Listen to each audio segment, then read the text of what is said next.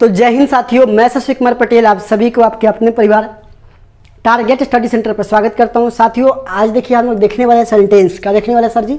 Sentence क्या होता है, वाक्य क्या होता है, समझिए ध्यान से। कह रहा है कि सेंटेंस शब्द या शब्दों का ऐसा समूह जिससे पूरा अर्थ निकले सेंटेंस कहलाता है। सेंटेंस किसे बोलेंगे? जिससे पूरा अर्थ निकले। कह रहा है कि वर्ड और a group of words which makes a complete sense is called sentence. यानी कि शब्द या शब्दों का वैसा समूह जिसके पास पूरा कंप्लीट मीनिंग हो, उसी को क्या बोलते हैं? शब्द कहते हैं। जैसे गो, गो एक शब्द का हो गया, गो मतलब जाओ, जाओ मतलब पूरा सेंस दे रहा है। वही कम, कम मतलब आओ, एक शब्द का है, ये भी पूरा सेंस दे रहा है, इसलिए क्या हो जाएगा? ये भी आपका वर्ड कहलाएंगे। चलिए आगे देखते हैं। कम यार, यहाँ आओ, ये भी शब्द है। आई ईट ए मैंगो, ये भी शब्द है। व्हाट इज योर नेम, तुम्हारा नाम क्या, ये भी शब्द है। व्हाट आर यू डूइंग, तुम क्या कर रहे हो, ये भी एक शब्द ही है। अगला नोट दिया है, नोट पढ़िए।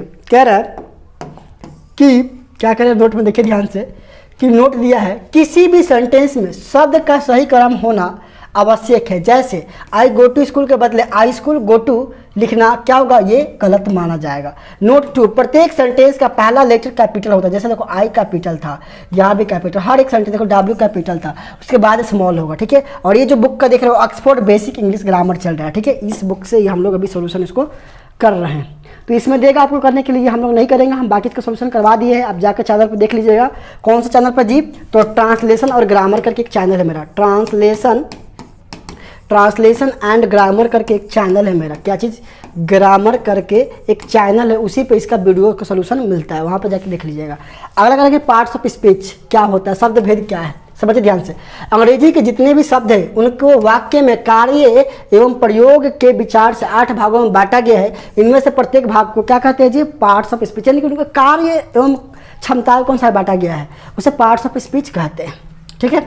All the English word divided into 8 groups, ठीक है, according to the work they do in a sentence each group is called parts of speech. यानी करें जितने भी अंग्रेजी में शब्द उनके कार्य एवं प्रयोग के विचार से 8 भाग में बांटे गए, जिनमें से प्रत्येक भाग को पार्ट्स ऑफ स्पीच कहते हैं। कौन कौन से होते हैं जी? देखिए निम्नलिखित है।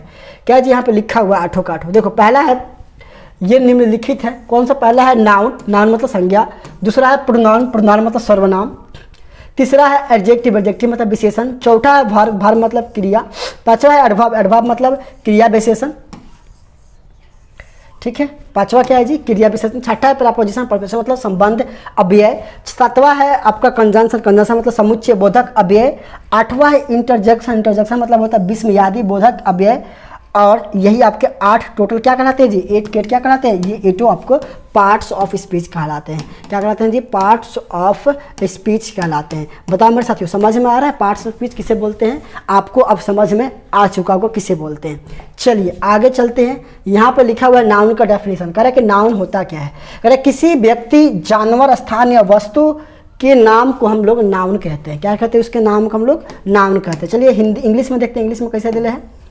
कह रहा है कि noun is the name of person, animal, place और थिंग इज कॉल्ड एज, मतलब उसे को नाम कहते हैं। यानी कि नाम जो होता है किसी व्यक्ति, वस्तु, जानवर क्या होता है? नाम होता है। जैसे राम, मोहन, सोहन, सीता, गीता, पटना, दिल्ली, कैट, डॉग, ये सब क्या है जी? नाउन है। क्या है जी? आपके नाउन कहलाएंगे। सेकंड समझिए प्रोनाउन। क्या दिया जी? Pronoun, pro plus noun. Pronoun का मतलब होता है सर्वनाम, सर्वनाम। प्रोनाउन वह शब्द है जो किसी नाउन के बदले में प्रयुक्त होता है, यानी कि उसको नाउन की जगह पर प्रयुक्त करती है। जैसे a pronoun is a word used in a place of noun. जैसे I, we, you, he, she, it and they, ये सब क्या है जी? प्रोनाउन। जैसे सीता के लिए कैसे यूज कर सकते हैं? सी, राम के लिए ही, और खुद के लिए आई, और हमारा 2 4 5 दोस्त बैठे हो तो वी, और बहुत सारे लोग हैं तो दे, ठीक है। इस तरीके से हम लोग नाउन के बदले में जो प्रोनाउन यूज करते हैं, मतलब जिस शब्द के यूज करते हैं उसे प्रोनाउन कहते हैं। अगला वर्ड है एडजेक्टिव। क्या जी? एडजेक्टिव नहीं होता है, एडजेक्टिव नहीं, एडजेक्टिव। समझिए, कह रहा है कि एडजेक्टिव वह शब्द है जो किसी नाउन या प्रोनाउन की विशेषता बताता है, कुछ और नहीं होता है। किसी भी नाउन या प्रोनाउन की विशेषता बताता है। An adjective is a word that qualifies a noun और ए प्रोनाउन। एडजेक्टिव क्या होता है? किसी भी नाउन या प्रोनाउन को क्वालिफाई करता है। जैसे good, bad, beautiful, healthy, red, white, big, small, tall. जैसे I am a tall boy, I am a fat boy. तो यहाँ fat, tall, small, bad, beautiful, ये सब क्या है? एडजेक्टिव को दिखा रहा है, क्वालिटी बताता है किसी भी नाउन या प्रोनाउन को। अगला है वर्ब। वर्ब क्या होता है? कह रहे कि वर्ब वह शब्द है जिससे किसी काम, करने दासा या स्वामित्व का बोध होता है। वर्ब कुछ नहीं होता है, उससे हम लोग काम का रिप्रेजेंटेटिव मिलता है। जैसे verb is a word which सोच एन एक्शन स्टेट और पोसेशन इज कॉल्ड क्या चीज, वर्ब। समझिए ध्यान से, इसके ऊपर करते हैं थोड़ा सा। जैसे में दिया है it, play, come, go, am, is, are, have, has, had, shall, ये तमाम जो वर्ड है सब क्या कहलाएंगे जी, वर्ब कहलाएंगे। क्या कहलाएंगे मेरे सिरो, बताओ फटाफट साथियों बताते चलो, क्या कहलाएंगे, वर्ब कहलाएंगे। बहुत खूब, आप लोग बहुत अच्छे से पढ़ रहे हो, मेरे को बहुत ज़्यादा खुशी आ रही है। ठीक है, क्या हो जाएगा जी, verb.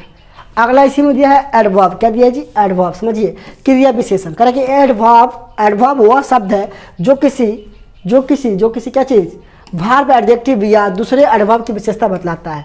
N adverb qualifies a verb and adjective या another adverb is called what, adverb. यानी कि वो किसी वर्ब या एडवर्ब या साथ साथ किसकी जी, एडजेक्टिव की क्वालिटी बताता है। 6 कह रहा है प्रेपोजिशन, संबंध बोधक अव्यय। प्रेपोजिशन वह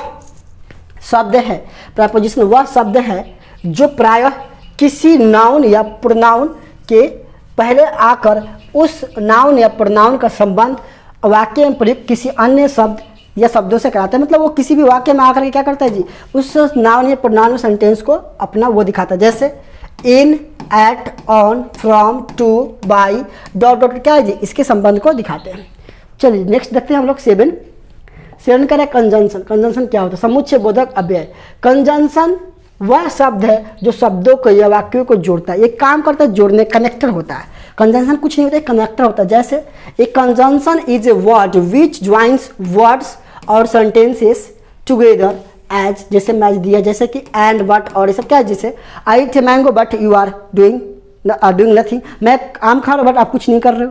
तो ये दो सेंटेंस को आपस में जोड़ दिया, कौन, बट, तो इसी को बोलते हैं कंजंक्शन। और लास्ट है अपने पास एक है इंटरजेक्शन, इसके बाद चैप्टर खत्म।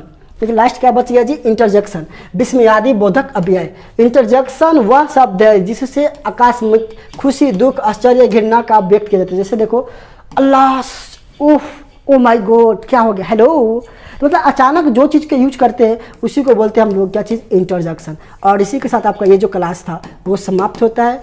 अगली क्लास में लेकर आएंगे नाउन की क्लासेस, तो आप लोग बने रहना मेरे साथ। तब तक के लिए मिलते हैं आपसे अगले वीडियो में, तब तक के लिए पढ़ते रहिए, बढ़ते रहिए। जय हिंद, जय भारत।